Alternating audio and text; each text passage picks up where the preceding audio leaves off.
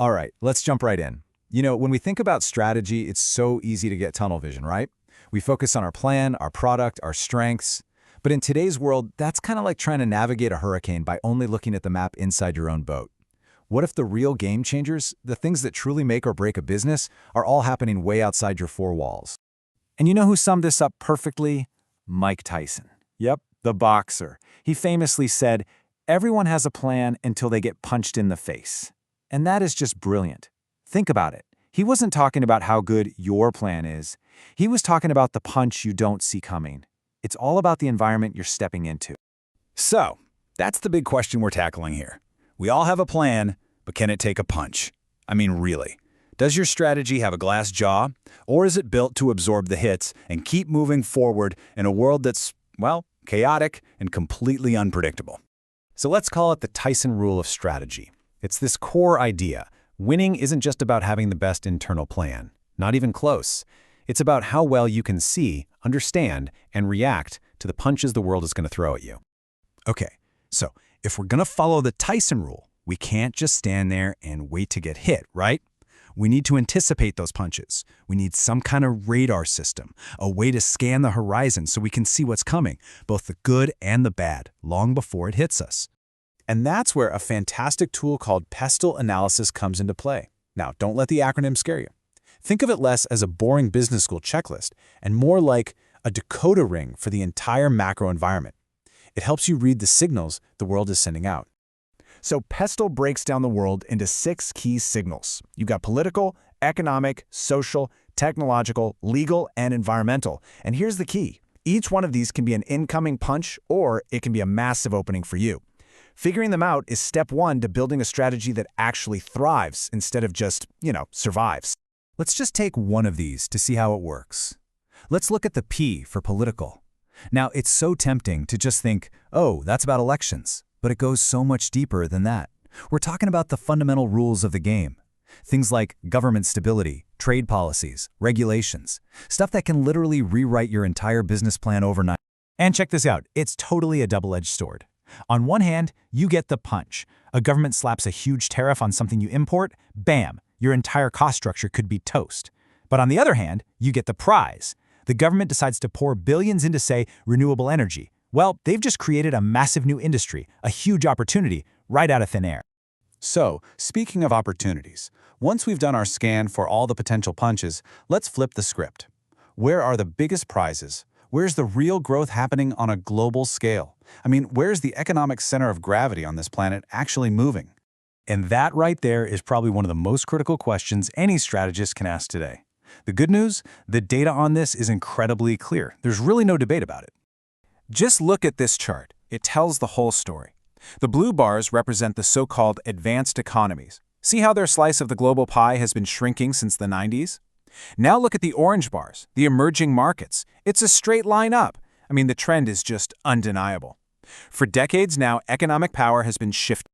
So what are we really looking at here? Well, advanced economies, they're mature, mostly based on services. But emerging markets, that's where you see explosive industrialization, crazy fast growth, and maybe most importantly, a brand new, growing middle class that wants to buy stuff. This is where the action is, folks. All right, so let's say you've done your homework. You've spotted a golden opportunity in one of these emerging markets. Awesome. So, now what? How do you actually get your foot in the door? Well, there are a couple of classic playbooks for making that move. First up, you've got what's called the Uppsala model. The easiest way to think about this one is as the toe-in-the-water approach. It's cautious. You don't go all in right away. You start small, maybe in a market that's kind of similar to your home base. You learn the ropes, you get some experience, and then you gradually, step by step, increase your commitment. It's a slow and steady journey. But then, on the complete other end of the spectrum, you have the OLI framework. This is not a gradual journey. This is an all-or-nothing, go big or go home kind of decision.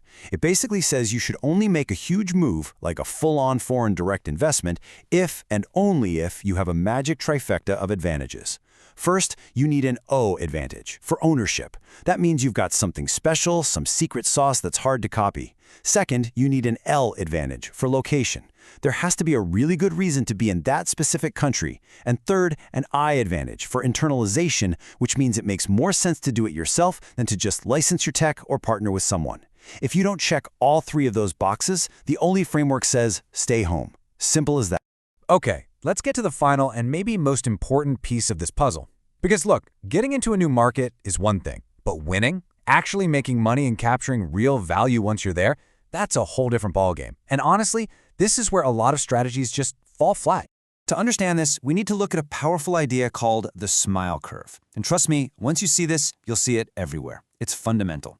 What it shows is that in pretty much any industry today, the value, the profit, isn't spread out evenly. It's shaped like a smile. It's super high at the beginning in things like R&D and design, and it's super high at the end in things like branding and sales. And the middle, the actual making of the thing, that's the bottom of the smile. That's where the value is lowest.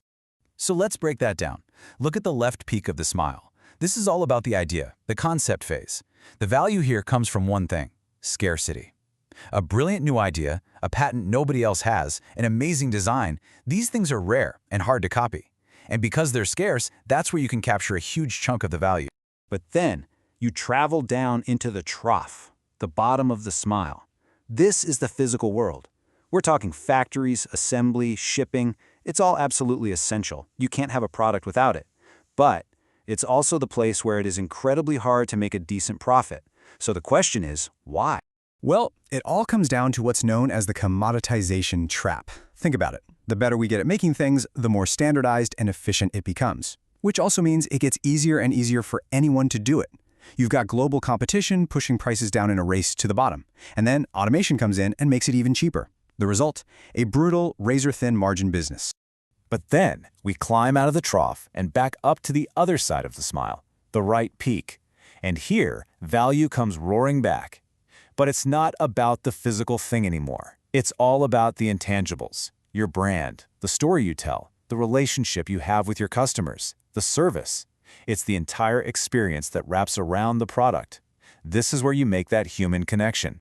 And that's the big takeaway here. In the modern economy, the physical product is almost just a vessel, a container. The real lasting defensible value isn't in manufacturing the thing anymore. It's in the intangible idea that created it in the first place, and the intangible brand that connects it to a customer. So I'll leave you with this question to think about. When you look at your own strategy, your business, or even your career, where are you playing?